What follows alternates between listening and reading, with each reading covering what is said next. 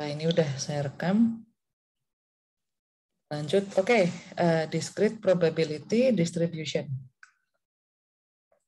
Di bab 5 kemarin, kita udah bahas sedikit tentang konsep probability ya. Saya sempat sebutkan bahwa yang kita lihat probability-nya itu adalah probability dari random variable. Dan random variable itu paling tidak ada dua, yaitu discrete sama continuous random variable.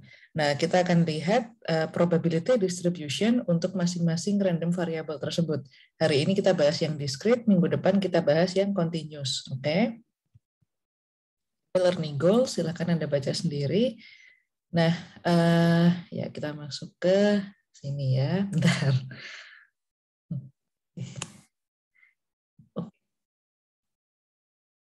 Ups, sini aja deh.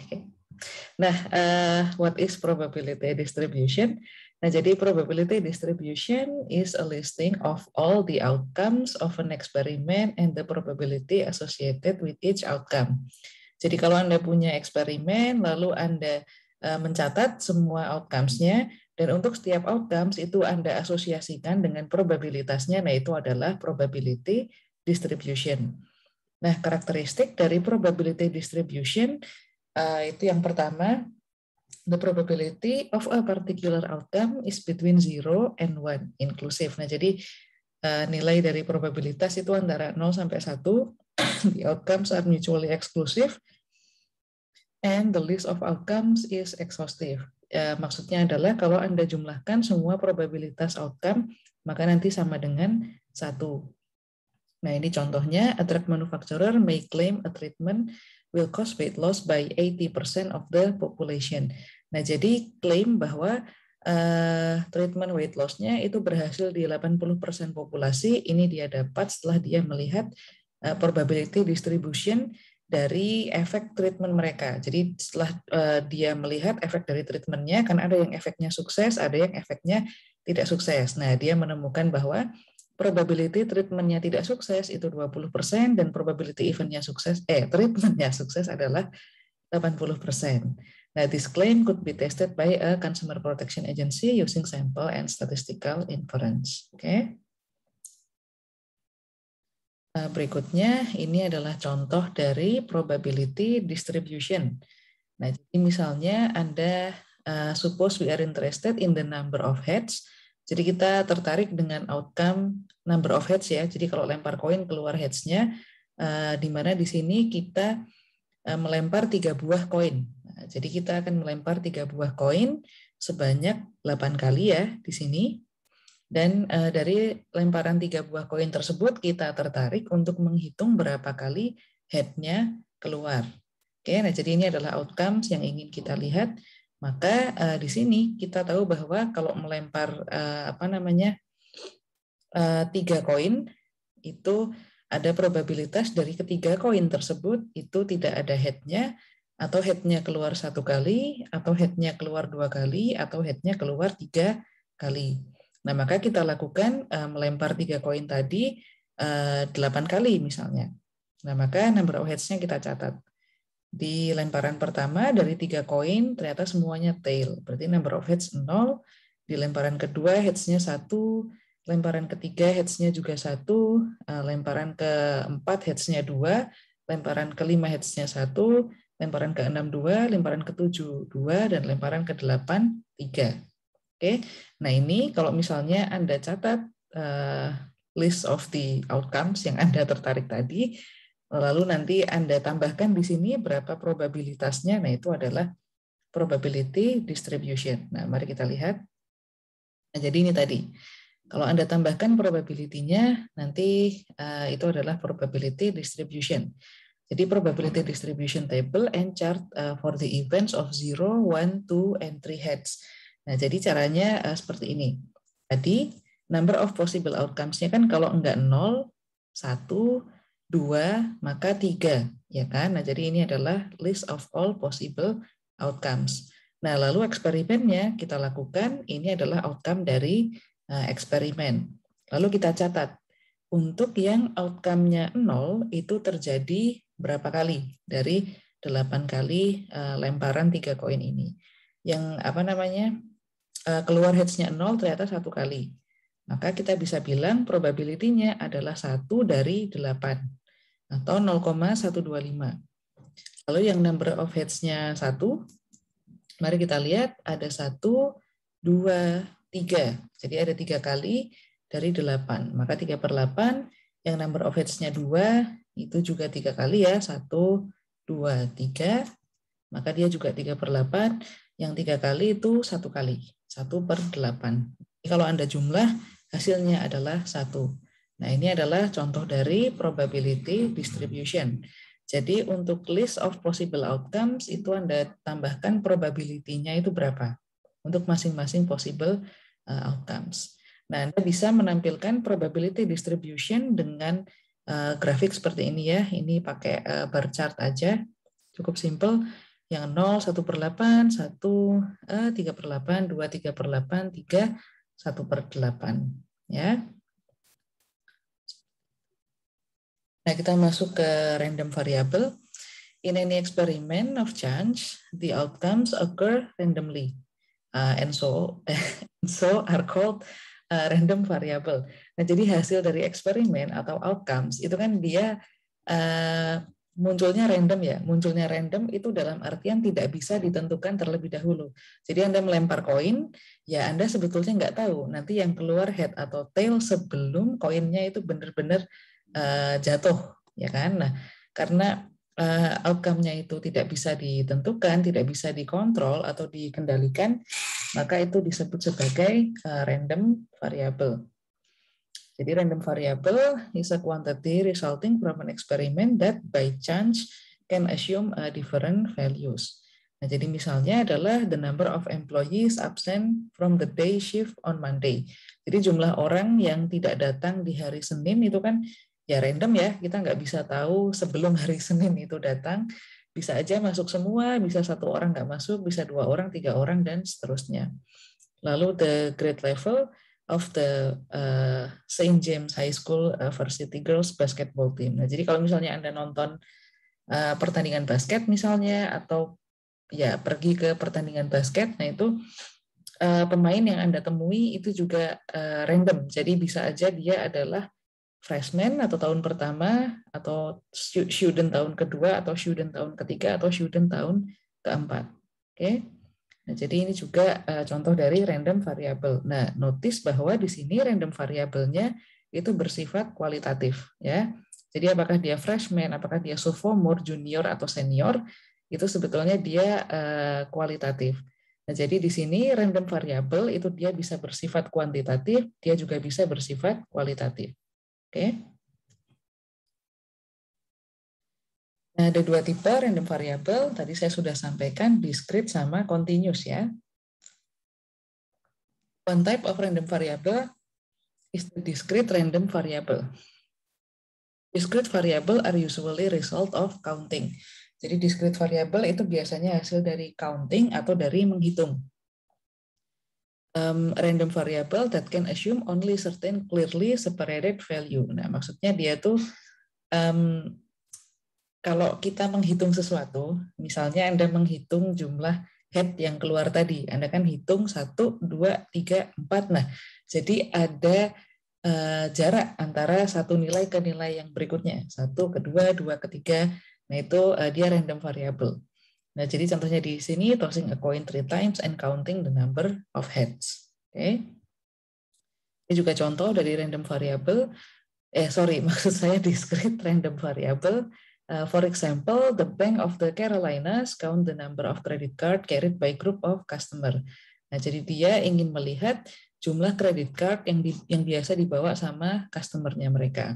Ternyata customer-nya mereka itu ada yang nggak bawa credit card, ada yang bawa 1 credit card, ada yang bawa 2 credit card, ada yang bawa 3, sama ada yang bawa lebih dari 4. Oke. Nah, lalu dilihat frekuensinya. Ternyata yang tidak bawa kredit card itu ada 3%, yang bawa 1 ada 10%, yang bawa 2 ada 18%, bawa 3 21%, dan bawa 4 48%. Oke.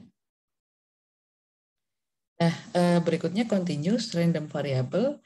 Continuous random variable is a random variable that may assume infinite number of values within given range. Nah, kalau continuous random variable itu dia cirinya adalah dia punya range.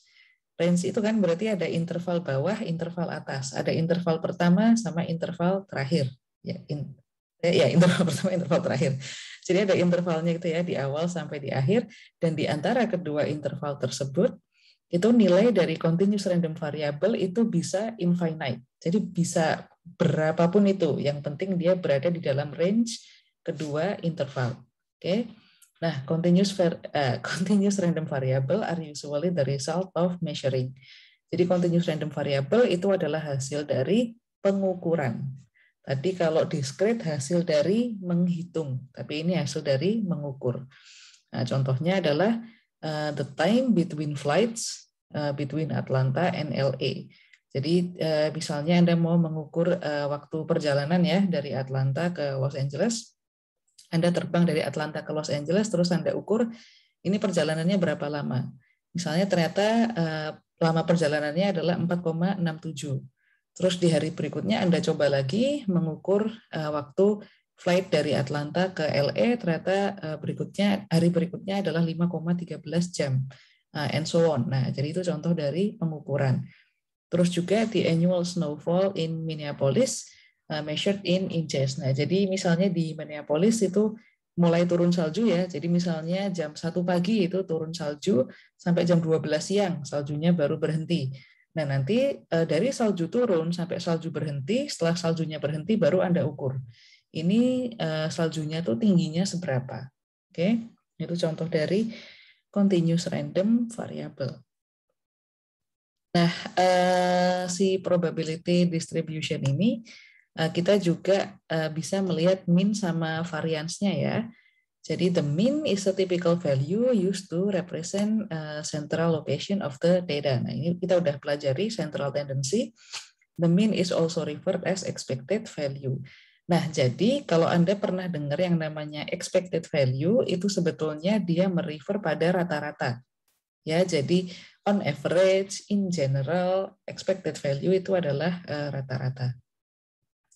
Nah, rata-rata dari probability distribution itu formulanya adalah seperti ini ya. Mu sama dengan sigma dikali X dikali probability X.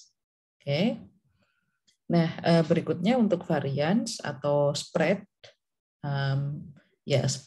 spread variance itu menggunakan formula yang ada di sini. Jadi sigma squared itu sama dengan sigma dikali X dikurangi mu pangkat 2 dikalikan probability X. Oke. Jadi itu variance untuk probability distribution. Nah, the standard deviation of probability distribution is the positive square root of the variance. Kalau suruh cari standar deviasinya, nih ya tinggal sigma squared-nya ini di akar ya. Nanti ketemu sigma atau standar deviasi. Nah, ini ada contohnya. Jadi di sini John Ragsdale sells new car for Pelican Ford. John usually sells the most car on Saturday, and he has developed a probability distribution for the number of cars he expects to sell on Saturday. Nah, jadi dia menjual mobil ya, dan dia punya distribusi probability tentang berapa mobil yang bisa terjual di hari Sabtu. Jadi dia melihat bahwa di hari Sabtu ketika dia menjual mobil itu possibility mobil yang terjual itu either tidak ada yang terjual 1, terjual 2, terjual 3, atau terjual 4. Nah, ini adalah probabilitasnya. Probabilitas tidak ada mobil yang terjual adalah 0,1. Probabilitas 1 terjual 0,2. Probabilitas 2 terjual adalah 0,3. Probabilitas 3 terjual adalah 0,3 dan probabilitas 4 terjual adalah 0,1. Oke. Nah, kalau kita ditanya what type of distribution is this and how many cars does John expect to sell on typical Saturday and what is the variance? Nah, what type of distribution? Nah, ini kita tahu bahwa kita menghitung mobil yang terjual ya. Jadi ini adalah discrete probability distribution. Oke. Nah, lalu kita ditanya how many cars does John expect? Nah, ini kata kuncinya ya. Kalau ada kata kunci expect atau expected, nah itu dia mencari rata-rata. How many cars does John expect to sell on typical Saturday? Nah, Anda cari expected value-nya. Caranya adalah ini, Anda cari X dikali dengan probability X. Nah, jadi ini adalah X-nya, ini adalah probability X. Nah, Anda kalikan antara X sama masing-masing probability-nya. 0 kali 0 kali 0,1, 1 dikali 0,2, 2 dikali 0,3, dan seterusnya. Nah, kalau sudah, ini Anda jumlahkan. Nah, jadi sigma dari X dikali PX itu adalah rata-ratanya atau mu-nya. Oke, nah jadi kita punya 2,1 di sini. Ya. Nah, jadi itu cara cari mu cukup gampang. Nah, berikutnya adalah kita diminta untuk mencari varians. Oke, pertama kita sudah ketahui mu-nya terlebih dahulu. Mu-nya 2,1 kan? Nah, berikutnya cari varians. Ada beberapa step. Yang pertama, subtract the mean from each value of x n square. Nah, jadi untuk setiap value x, jadi ini ya 0, 1, 2, 3, 4, ini dikurangkan ke nilai rata-rata. 0 dikurangi 2,1, 1 dikurangi 2,1, 2 dikurangi 2,1, dan seterusnya sampai 4 dikurangi 2,1. Kalau udah tahu hasilnya, hasilnya dikuadratkan. Jadi X dikurangi mu pangkat 2. Oke. Nah, kalau udah ketemu, nah ini Anda kalikan ke probability X. Nah, jadi probability X itu ini ya. Jadi untuk yang X1 dikurangi mu kuadrat berarti dikalikan 0,1. Yang X2 dikurangi mu kuadrat maka dikalikan 0,2 dan seterusnya. Oke. Jadi kita punya X dikurangi mu kuadrat dikalikan probability X. Nah, kalau sudah Anda jumlahkan. Nah, setelah dijumlahkan ketemulah varians. Oke. Jadi seperti itu cara mencari varians untuk probability distribution. Cukup straightforward ya, nggak terlalu susah. Oke, nah berikutnya kita ketemu sama yang namanya binomial distribution. Jadi salah satu discrete probability distribution ini kita ketemu binomial distribution. Jadi ada 4 requirements untuk binomial probability distribution, ada 4 karakter ya. Yang pertama, there are only 2 possible outcomes. Jadi outcomes-nya hanya ada 2, either dia sukses atau dia failure. Oke. Sukses ini kalau misalnya outcome yang kita cari itu ya keluar outcome-nya, nah it's a success. Tapi kalau outcome selain yang kita cari yang keluar ya it's a failure. Oke, nah berikutnya the number of trials is fixed and known. Nah, jadi trialnya itu jumlahnya sudah fix dan diketahui. Yang berikutnya the probability of a success is the same for each trial. Nah, jadi setiap trial ini adalah eksperimen ya maksudnya. Jadi setiap trial itu probability of success-nya itu sama. Jadi setiap trial itu independen. Nah, jadi ketika probability of success di setiap trial itu sama, maka trialnya bersifat independen. Contohnya seperti apa? Nah, contohnya seperti di sini. A young family has 2 children, both boys. The probability of third birth being a boy is still 50%. Nah, jadi ada sebuah keluarga sudah punya 2 anak laki-laki, nah itu probabilitas anak ketiga itu juga laki-laki itu tetap 50%, tidak berkurang ya. The gender of the third child is independent of the gender of the other 2. Oke. Nah, use the number of trials and the probability of success to compute binomial probability. Nah, kadang-kadang probability of success itu kadang-kadang dia dilambangkan sebagai pi. Oke, Anda tahu kan lambang pi? Karena saya lagi nggak bisa gambar ya. Jadi dia disimbolkan dengan pi. Nah, simbol pi ini tidak sama dengan konstan di matematika yang nilainya 3,14 itu ya, yang buat mencari luas lingkaran. Nah, beda. Pi ini biasanya dia disimbolkan untuk probability of success. Oke. Kalau enggak dengan pi ya biasanya dia disimbolkan dengan p. Jadi kalau enggak p, pi itu biasanya probability of success. Nah, ini adalah binomial probability experiment. Yang pertama, ini udah saya jelasin tadi ya, an outcome of each trial itu dikategorikan sebagai sukses atau failure. Jadi klasifikasi outcome-nya sukses atau failure. The random variable is the number of success in a fixed number of trials. Nah, jadi random variabelnya itu adalah number of success setelah trial. Nah, the probability of success is the same for each trial, and the trials are independent, meaning that the outcome of one trial does not affect the outcome of any other trial. Oke. Ini adalah formula dari binomial probability. Oke. Jadi untuk mencari probability binomial, kita pakai rumus ini. Sama dengan NCX dikali pi di pangkat X dikalikan 1 minus pi pangkat N dikurangi X. Nah, jadi kita pakai rumus kombinasi ya di sini. Jadi N kombinasi X dikali pi pangkat X dikali 1 minus pi dipangkatkan N dikurangi X. Karena C ini adalah formula combination, yang N adalah number of trials, yang X adalah random variable defined as number of success. Yang pi di sini ini adalah probability of success di setiap trial. Oke, mari kita lihat contohnya. Recently, www.creditcards.com reported that 28% of purchase at coffee shop were made with a debit card. For 10 randomly selected purchase at the Starbucks on the corner of 12th Street and Main. Nah, jadi di sini kita punya pi 28% ya. Jadi probability seseorang itu melakukan purchase dengan debit card itu adalah 28%. Nah, jadi kita tertarik untuk melihat outcome yang purchase menggunakan debit card. So we define success as purchase using debit card. Nah, probability of success-nya adalah 28%. Ini adalah pi. Lalu 10 ini adalah N. Oke.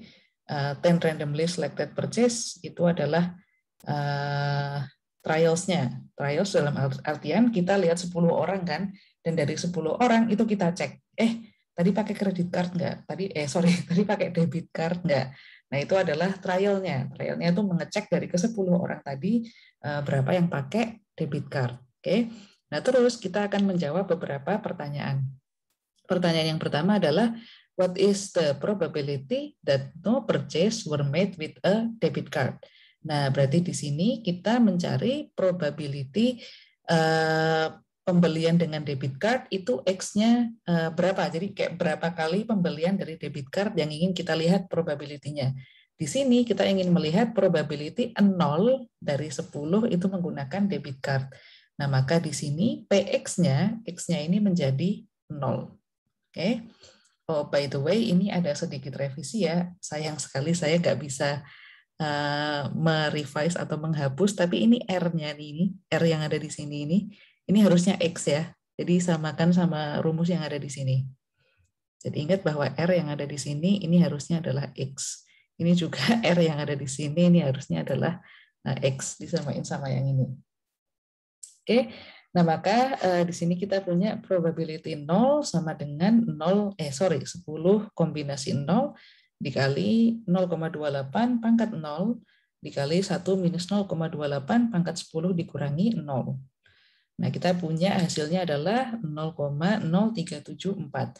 Nah, inilah probability dari 10 orang random ini itu nggak ada yang menggunakan debit card. Oke. Nah, berikutnya misalnya kita ditanya berapa probabilitas satu orang dari 10 tadi itu menggunakan debit card, ya gunakan rumus ini dengan X-nya itu Anda ganti menjadi 1. Oke.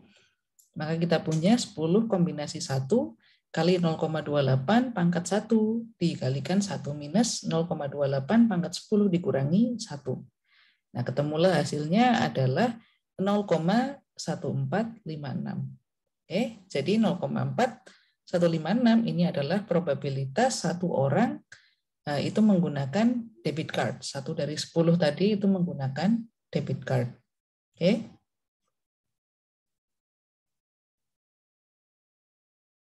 Nah, Anda bisa melakukan ini, jadi Anda mengecek berapa probabilitas kalau debit card-nya 0, berapa probabilitas kalau berapa probabilitas yang pakai debit card 0, berapa probabilitas yang pakai debit card 1, dan seterusnya sampai berapa probabilitas 10 dari 10 tadi menggunakan debit card. Nah, kalau Anda melakukan hal ini, jadi Anda catat semua possible outcome-nya 0 sampai 10, lalu Anda cek berapa probabilitas untuk setiap possible outcome.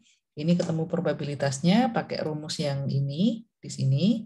Nah, nanti Anda bisa membuat grafik. Nah, tabel ini dan grafik ini adalah probability distribution.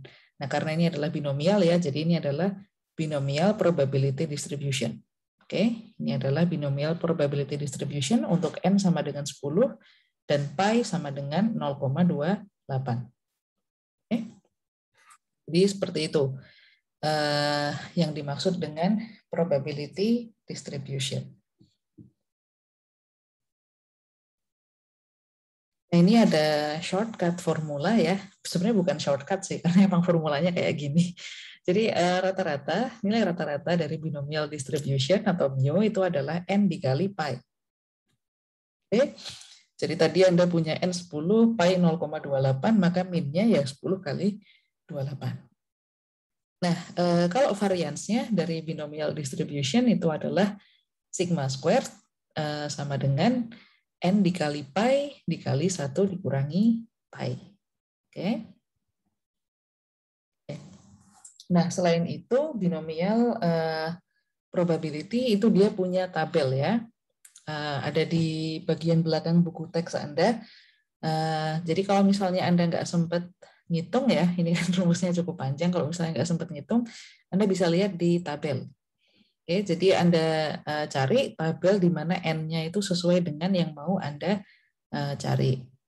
Nah, berikutnya Anda sesuaikan juga pi-nya itu berapa. Jadi pi itu yang ada di sini ya, di apa sih ini namanya baris yang paling atas. Sedangkan X-nya itu ada di kolom yang pertama. Jadi kalau misalnya Anda punya N sama dengan 6, lalu pi-nya adalah 0,05 dan X-nya adalah 0, maka probability-nya yang warna putih ini. 0,735. Jadi Anda punya N6, pi 0,05, dan X sama dengan 0, maka probability-nya adalah yang ini. Itu kalau lihat tabel. Ya. Nah, mari kita lihat contohnya ya di sini. Nah, di contohnya ini, in the Southwest, 5% of all cell phone calls are dropped. Nah, 5% ini adalah pi-nya. What is the probability that out of 6 random selected calls, none was dropped? Exactly 1, exactly 2, exactly 3, 4, 5, and 6. Nah, jadi tadi, oke, N sama dengan 6, lihat pi-nya 0,05. X-nya lihat yang berapa nih? Untuk yang X0 berarti probability-nya ini. Untuk yang X-nya 1 berarti probability-nya ini, 0,232. Kalau misalnya sekarang pi-nya diganti menjadi 0,3 misalnya, lalu X-nya kita suruh nyari yang X sama dengan 4, nah maka probability-nya adalah ini, 0,060. Ya. Jadi itu cara membaca binomial probability table. Ya. Nah, berikutnya kita punya kumulatif binomial probability distribution. Nah, kalau ini tadi, di sini kita kan cari probability di mana X-nya tuh ya exactly a number gitu loh. Jadi X sama dengan 1, X sama dengan 2, X sama dengan 0. Nah, kalau yang kumulatif probability itu X-nya itu tidak an exact number. Jadi kayak misalnya Anda diminta untuk mencari probabilitas lebih dari 7, probabilitas kurang dari 5. Nah, probabilitas kurang dari 5 itu kan berarti bisa 0, 1, 2, 3, 4. Nah, Anda akan mencari probabilitas itu tadi 0, 1, 2, 3, 4 lalu dijumlahkan. Nah, itu adalah cumulative probability. Ya. Nah, mari kita lihat bagaimana kita menghitung cumulative binomial probability. Oke, jadi soalnya adalah a study by Illinois Department of Transportation concluded that 76.2% of front seat occupants wore seat belts. That is, both occupants of the front seat were using seat belts. Suppose we decide to compare the information with current usage. We select sample of 12 vehicle. Nah, jadi si Departemen of Transportasi ini menemukan bahwa 76,2% pengendara mobil itu pakai seat belt. Ini adalah pie-nya. Nah, kita diminta untuk melihat di 12 vehicle, N-nya ini adalah 12. Nah, pertama kita suruh melihat what is the probability that the front seat occupants in exactly 7 out of the 12 vehicle wearing seat belt. Pertama kita diminta untuk mencari berapa probabilitas 7 pengendara dari 12 tadi itu menggunakan seat belt. Pakai rumus ini, R-nya diganti X ya. Ini bukan R, ini adalah X. Nah, maka cari probability X sama dengan 7. Masukin rumusnya, 12 kombinasi 7 kali pi, 0,762 pangkat 7 dikali 1 dikurangi 0,762 dipangkatkan 12 dikurangi 7. Nah, ketemulah probability X sama dengan 7 itu 0,902. Oke. Nah, berikutnya kita diminta untuk mencari berapa probabilitas at least 7 dari 12 pengendara tadi menggunakan seat belt. Kita diminta tadi ya, cari berapa sih probabilitas paling tidak 7, berarti 7 atau lebih ya, dari 12 itu dia pakai seat belt. Maka di sini kita diminta untuk mencari probability X lebih besar sama dengan 7. Oke. Berarti kalau lebih besar sama dengan 7, kita akan mencari probability X sama dengan 7, probability X sama dengan 8, sama dengan 9, sama dengan 10, sama dengan 11, dan sama dengan 12. Ya, Anda cari semua ini, lalu Anda jumlahkan. Kalau sudah dijumlahkan, maka ketemunya adalah 0,9562. Ini adalah probabilitas paling tidak 7 dari 12 pengendara tadi itu menggunakan seat belt. Oke, jadi dia kumulatif ya, dijumlahkan. Oke, untuk binomial ada pertanyaan sebelum kita pindah ke hypergeometric?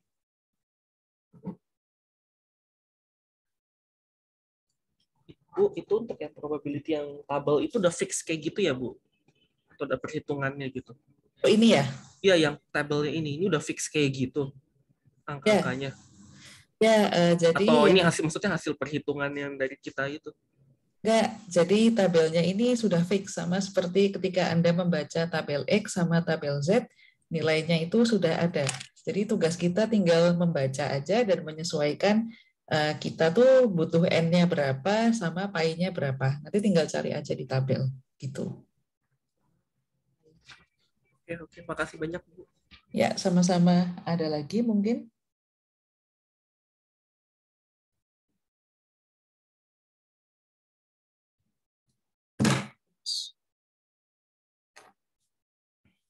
Oke, mungkin belum ada ya. Saya maju lagi ke hypergeometric distribution. Nah, jadi ini kita pindah ya dari binomial ke hypergeometric. When sampling from a relatively small population without replacement, we use hypergeometric distribution. Ya. Ini untuk yang hypergeometric distribution ini dia ada sedikit perbedaan dari binomial ya. Nah, ini ada beberapa karakteristiknya, mari kita bahas satu-satu. Jadi hypergeometric probability experiment itu ciri yang pertama adalah an outcome of each trial of experiment is classified into two mutually exclusive category, success or failure. Ini sama kayak binomial. Nah, the random variable is the number of success in a fixed number of trial. Ini juga sama dengan binomial distribution.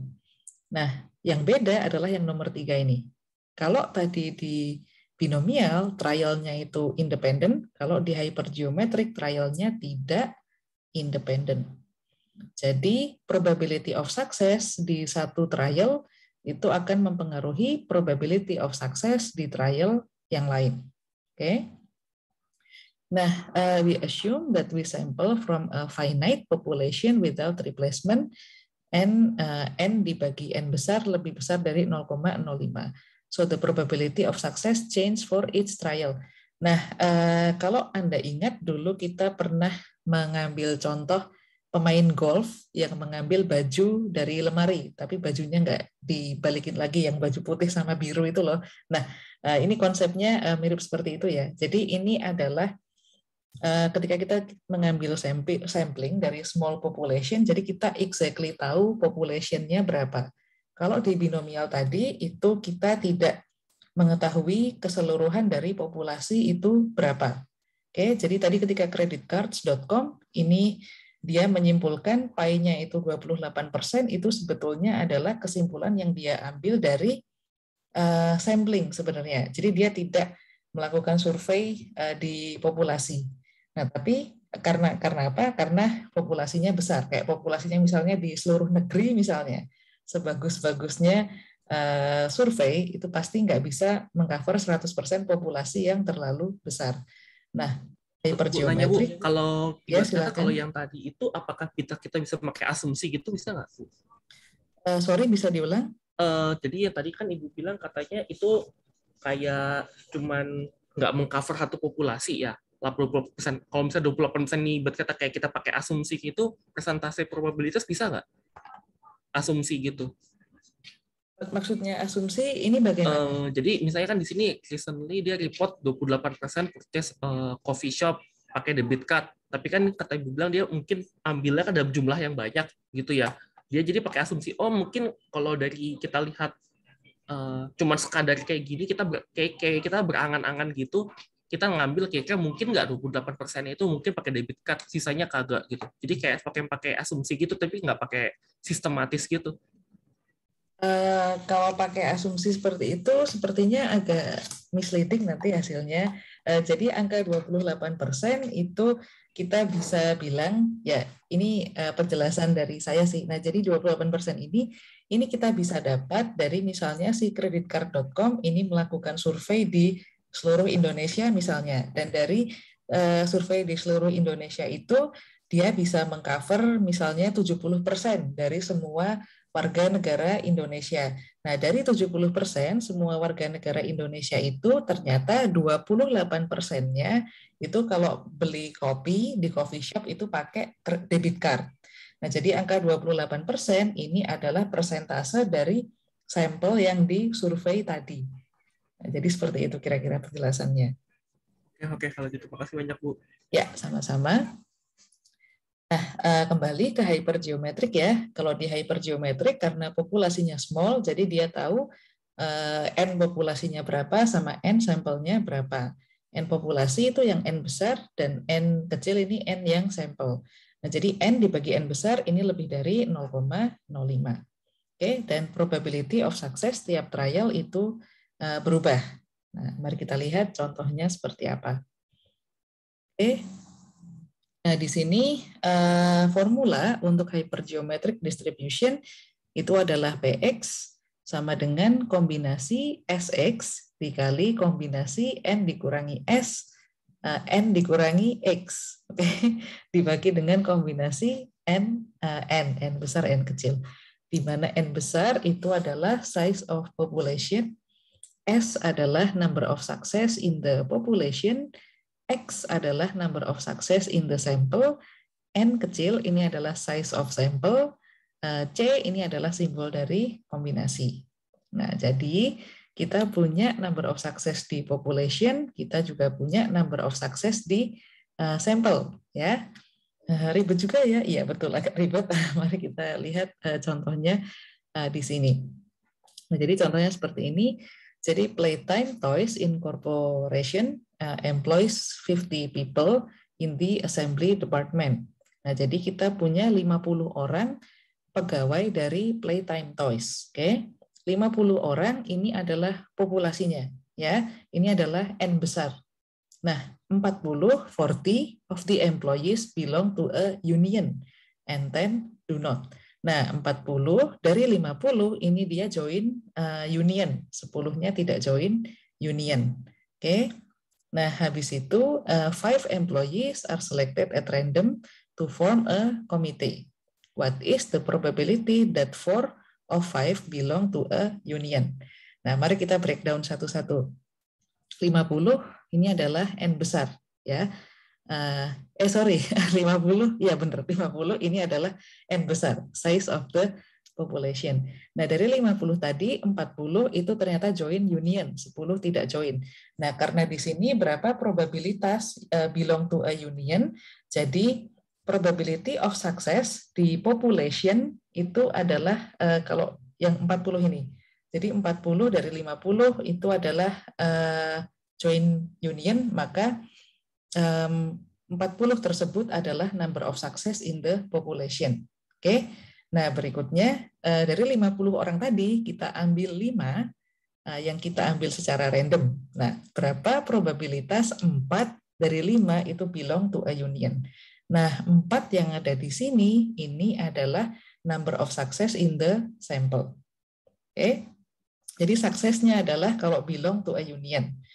40 ini adalah number of success in the population, dan 4 ini adalah number of success 40 ini adalah number of success in the population, dan 4 ini adalah number of success in the sample, ya.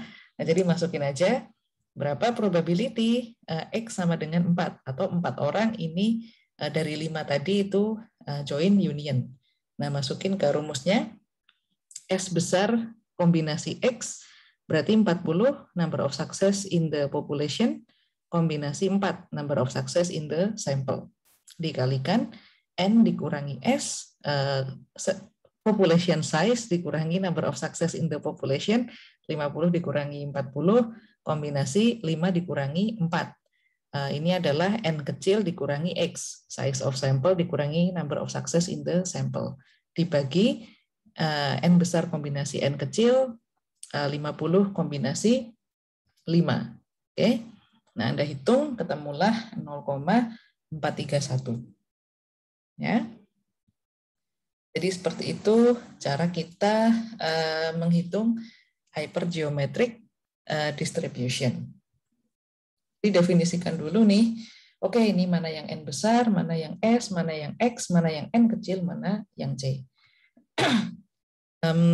Suksesnya itu sebenarnya udah kelihatan sih kalau di soal itu, misalnya dia terbagi menjadi ini, kalau yang ini kan belong to a union, jadi dari population itu dia terbagi menjadi yang satu apa, yang satu bukan apa. Nah, itu biasanya si apanya ini itu adalah si suksesnya, ya.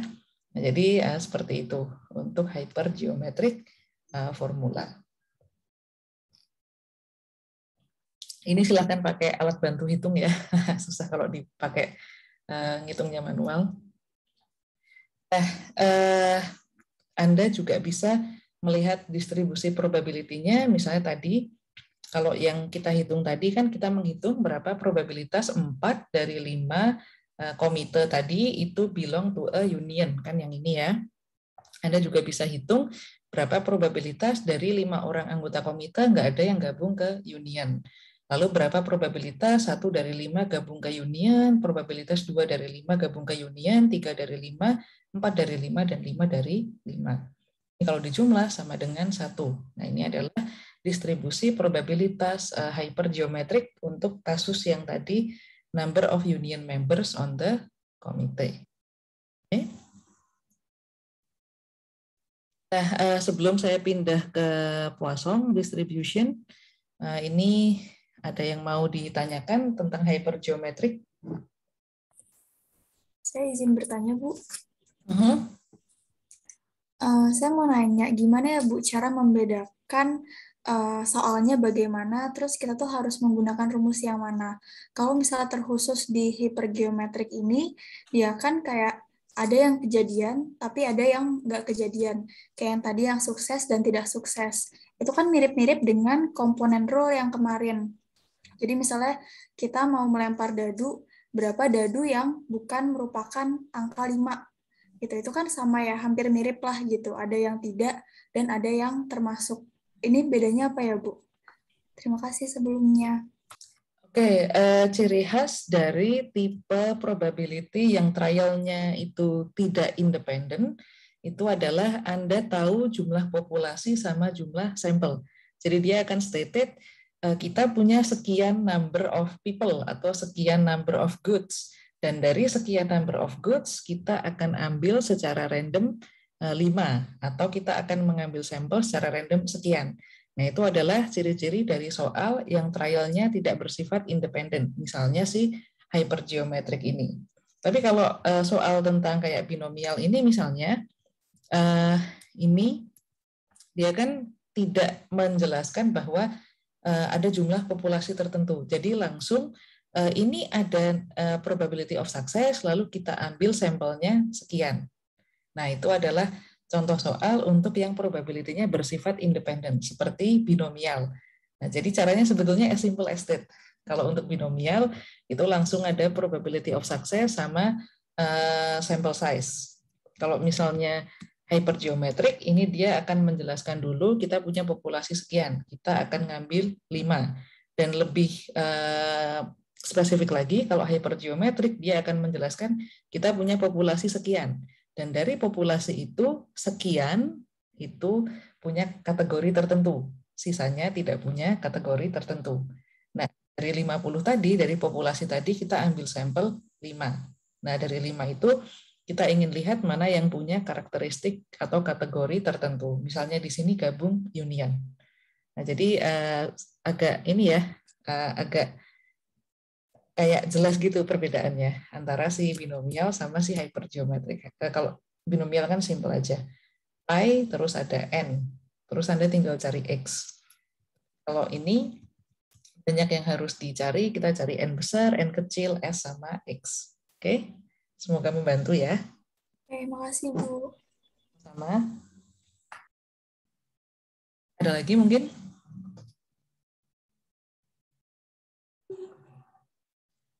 Kalau nggak ada, saya pindah ke Poisson, probability distribution. This describe the number of times some event occurs during a specified intervals. Nah, jadi ini adalah kalau Anda mau menghitung probabilitas sebuah event itu terjadi di interval waktu tertentu, nah itu Anda bisa pakai Poisson.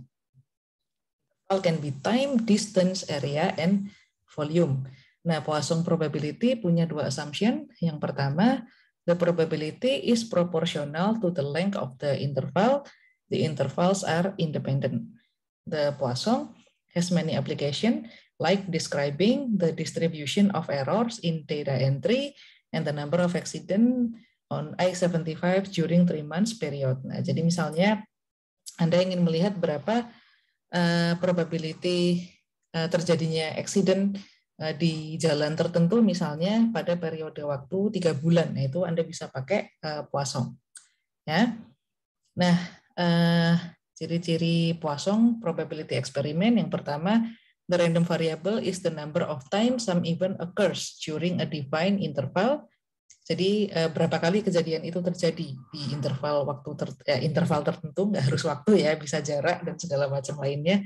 Dan berikutnya, the probability of event is proportional to the size of the interval, and the intervals do not overlap and are independent. Nah, rumusnya adalah seperti ini. Px sama dengan mu pangkat x dikali e pangkat minus mu dibagi x faktorial. Atau ada juga yang menggunakan lambda. Jadi sayangnya saya lagi nggak bisa nulis, tapi kalau ada yang pakai lambda itu seperti ini. Jadi Px sama dengan lambda, jadi mu-nya ini Anda ganti dengan lambda. Jadi Px sama dengan lambda pangkat x dikali E minus lambda dibagi x faktorial. Tapi sama aja ya, mau pakai lambda, mau pakai mu, itu terserah aja. Yang pasti, baik lambda maupun mu ini adalah mean number of occurrence in a particular interval. Oke. Nah, kita punya E di sini. E ini adalah konstan Napierian logarithmic system. Dia sebenarnya nilainya adalah 2,71828. Nah, X ini adalah number of success atau number of occurrence. PX adalah probability of specified value of X. Oke. Nah, mean of distribution itu sama dengan mu. Ini adalah N dikali pi, di mana pi tadi adalah probability of success, ya. Atau ini sebenarnya probability of success. Oke, sama aja. Jadi mu ini bisa juga kadang-kadang orang menyebutnya sebagai kadang-kadang orang menggunakan lambda instead of mu. Oke, supaya nggak bingung ya dengan distribusi probability yang lain. Jadi kadang-kadang orang ini menggunakan lambda bukan mu. Tapi sama aja. Bagi saya manapun nggak masalah. Mari kita lihat contoh dari Poisson distribution. Okay. Nah, Budget Airlines is a seasonal airlines that operates flight from Myrtle Beach, South Carolina to various cities in the Northeast. Recently, Budget has been concerned about the number of lost bags. And Boston from the analytic department was asked to study the issue. She randomly selected a sample of 500 flights and found that the total of 20 bags were lost on a sampled flights. Oke. Nah, jadi ada airlines namanya Budget Airlines. Intinya dia itu concern dengan berapa kali ya dengan jumlah tas yang hilang di flightnya mereka. Nah, terus Anda ingin melihat tentang probability tas hilang ini menggunakan Poisson distribution. Nah, jadi she randomly select sample of 500 flight and found that total of 20 bags were lost in the sample flights. Nah, jadi dia ngambil sampel 500 flight dan lihat bahwa dari 500 itu 20 bag itu tuh hilang. Oke. Nah, pertama Anda diminta untuk mencari the mean number of bags lost. Nah, ini Anda bisa temukan dengan cara 20/500 ya. Jadi dari 500 flight tadi kan ada 20 bag yang dia itu hilang. Nah, jadi mean number of bags-nya adalah 20 dari 500. Atau dalam hal ini adalah 0,04. Oke. Nah, habis itu Anda diminta untuk mencari the probability that no bags are lost is found with the formula tadi. Mu pangkat X dikali E pangkat minus mu dibagi dengan X faktorial. Oke. Nah, jadi kalau Anda diminta untuk mencari berapa probabilitas tidak ada tas yang hilang, nah ini Anda akan pakai rumus ini. Jadi X-nya ini diganti 0. Oke. Jadi kita punya 0,4 pangkat 0 dikali E pangkat minus 0,04 dibagi 0 faktorial. Nah, ketemunya adalah 0,9608. Nah, misalnya Anda diminta untuk mencari calculate the probability that one or more bag is lost. Nah, maka Anda cari probability X lebih dari sama dengan 1. Nah, probability X lebih dari sama dengan 1 ini kan bisa 1 sampai ini ya, 500 misalnya. Ya, 1 sampai 500 karena ada 500 flight. Nah, itu kan kayak terlalu repot ya, menghitung probability 1, 2, bla bla bla bla sampai 500. Nah, maka Anda bisa melakukan ini complement rule. Jadi probability X lebih dari 1 itu sebetulnya sama dengan 1 dikurangi probability 0. Ya kan? Karena X kurang dari 1 itu adalah 0. Kalau X lebih dari 1 berarti lawannya dia adalah X sama dengan 0. Maka kita bisa hitung 1 dikurangi probability 0. Maka 1 dikurangi mu pangkat X dikali E pangkat minus mu dibagi dengan X faktorial. Atau 1 dikurangi 0,9608, which is 0,0392. Oke. Oke.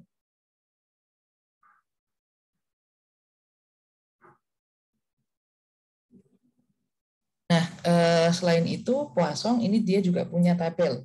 Jadi, kalau misalnya Anda tidak sempat menghitung, nah Anda bisa lihat tabel. Sama kayak binomial tadi ya, di Poisson tabel ini sudah ada nilainya, Anda tinggal cari aja nilainya yang mana dengan cara Anda lihat mu-nya itu berapa atau lambdanya itu berapa. Jadi kadang-kadang lambda, kadang-kadang mu. Nah, si nilai lambda ini adalah sebentar ya. Kalau nggak salah ini row yang pertama ini adalah lambda. Nah, sedangkan X itu adalah kolom yang pertama ini. Nah, kita lihat dulu soalnya ya. Nah, New York LA Tracking Company finds the mean number of breakdowns on the New York to LA route is 0,3.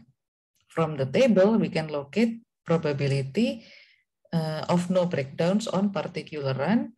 Find, oke. Jadi dia punya mean breakdown-nya itu adalah 0,3. Nah, dari tabel kita bisa menemukan berapa probability tidak ada breakdown untuk rute tersebut. Nah, caranya adalah pertama, si mu-nya ini cari yang 0,3. Find the column 0,3. Habis itu lihat di X-nya. Lihat di kolom X-nya, ini cari yang 0. Oke. Nah, jadi probability tidak ada breakdown di jalur tersebut tadi itu adalah 0,7408. Nah, misalnya kita diminta untuk mencari berapa probability ada satu kali breakdown, nah itu maka lihat yang X-nya sama dengan 1, yang mu-nya sama dengan 0,3. Maka sama dengan 0,2222. Oke. Kalau lain kali Anda mencari yang mu-nya misalnya 0,7 misalnya, lalu X-nya Anda diminta untuk mencari X-nya sama dengan 5 misalnya. Jadi X sama dengan 5, mu-nya sama dengan 0,7. Nah, probability-nya adalah 0,00007. Oke. Jadi seperti itu. Nanti kalau misalnya ujian saya minta Anda untuk mencari probability Poisson, probability binomial, lalu Anda menemukan jawabannya dengan menggunakan tabel, maka saya minta Anda masukkan screenshot dari tabelnya atau gambar dari tabelnya, lalu kasih tanda nilai yang Anda temukan. Oke, jadi kasih tanda ini nilainya yang ini, karena misalnya mu-nya sama dengan ini, X-nya sama dengan ini. Begitu juga dengan tabel binomial tadi, ini nilainya yang ini untuk X-nya sama dengan sekian dan pi-nya sama dengan sekian. Oke, jadi saya nggak masalah kalau Anda mencari jawaban itu dari tabel. Cuman kalau lagi ujian silahkan dilampirkan gambar atau screenshot dari tabelnya. Nggak usah tabel penuh, nggak apa-apa. Yang penting ada di situ penjelasan bagaimana Anda menemukan angka tersebut di tabel.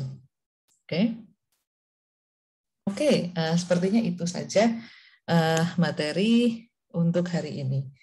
Silakan kalau ada pertanyaan.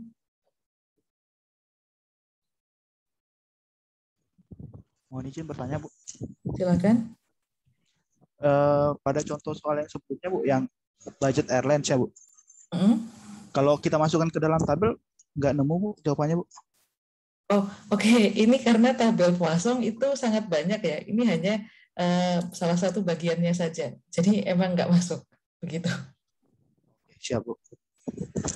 Ya, sama kayak tabel binomial itu juga sangat besar dan sangat banyak ya. Jadi row sama barisnya itu banyak.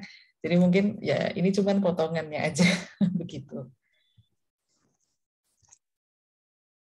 Oke, ya sama-sama. Mungkin ada lagi? Bu, saya izin bertanya, tapi bukan terkait dengan materi yang disampaikan hari ini. Jadi kemarin saya upload tugas, tapi karena ada revisi gitu ya, ada perubahan, saya upload 2 kali, dan ternyata tugas pertama yang sudah saya upload itu nggak bisa di take down lah gitu. Dan jadinya kirim 2 file, satu yang sebelum perbaikan, yang satu yang sesudah perbaikan. Itu nggak apa-apa kan ya Bu nanti? Nggak masalah, nanti saya akan pakai yang paling akhir dikirim. Terima kasih Bu. Ya, sama-sama. Ada lagi?